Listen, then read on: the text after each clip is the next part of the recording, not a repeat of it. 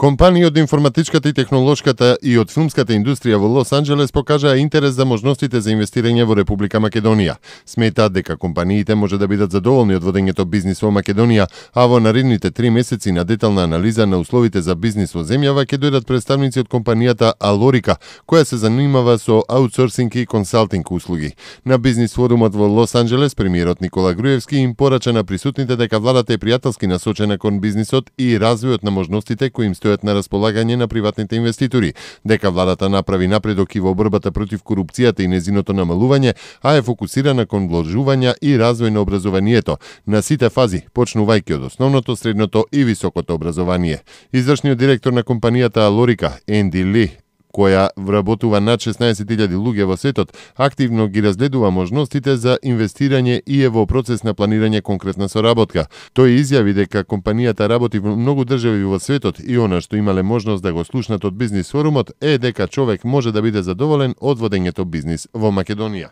Во рамки на неколкудневната посета на Соединетите Американски држави, премиерот Никола Груевски вчера во Лос Анџелес оствари средба и со представниците на реномираниот медицински центар Роналд Реган, со кого веќе владата има соработка за обука и размена на лекари. Го представивме концептот на слободните здравствени зони и ги поканивме да размислат и да проучат евентуално нивно вклучување во овој проект. Тие, иако немаат такви излегувања надвор од Америка, покажаа интерес особено ако најдат некоја компанија која би изградила болница, а тие да влезат со своето знаење и искуство. Тоа им е посебно интересно и доколку се вклучат и се кандидираат да отворат болница, тогаш таа би била регионална за целиот поширок регион, изјави премиерот Груевски по средбата во медицинскиот центар Роналд Реган. Од идната учебна година, Кембридж програмата се воведува и за учениците од 4-то, 5-то и 6-то оделение. Тие ќе ги изучуваат предметите математика и природни науки по оваа програма.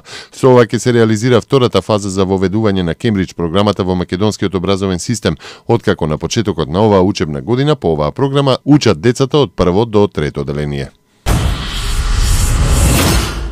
Министерството за внатрешни работи соопшти дека по повеќе од една година екстрадицијската постапка на 33-годишниот Метин Ислами од Скопје, познат како командант Талибани, заврши со негово предавање на Република Македонија. Ислами минатото лето беше приведен на Косово во близина на Печ, откако претходно по него беше распишана меѓународна потерница преку Интерпол заради издржување затворска казна. Имено по основ на правосилна судска пресуда од 2008 година изречена во отсуство, Ислами беше осуден на 15 години затвор за сторени кривични дела, терористичка организација и за недозволено изработување, држење и тргување со оружје или распрскувачи материјали. Тој беше осомничен како еден од членовите на терористичката група предводена од Лирим Јакупи, нацист, кој во ноември 2007 година во тетовското село Бродец беше разбиена во полициската акција Планинска бура. А Министерството за внатрешни работи проверува која е организацијата што е презеде одговорноста за нападот на владата што се случи на 28 октомври. Од таму ќе излезат со дополнителни информации откако најпрво ќе проверат за која организација се работи. Ослободителна народна армија ја презеде одговорноста за нападот на владата на 28 октомври. Преку соопштение испратено до телевизијата Алсатем се тврди дека тие стојат зад нападот со гранати кои ја пробија и оштетија надворешната фасада. Во соопштението подпишано од извесен Куштрим стои дека вечерта на 28 октомври од 20:30 до 21 часот елитната единица Хасан Приштина во координирана акција ја погоди зградата на владата.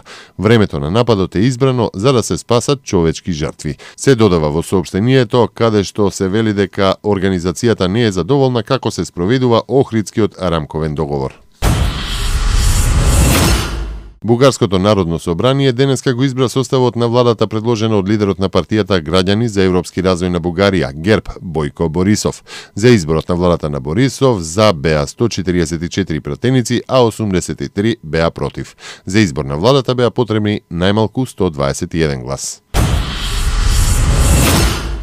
Над 120.000 учесници, 36 повредени, од кои 24 се во болница, 30 приведени и десетици опожарени автомобили е билансот од вчерашните протести во Белгија.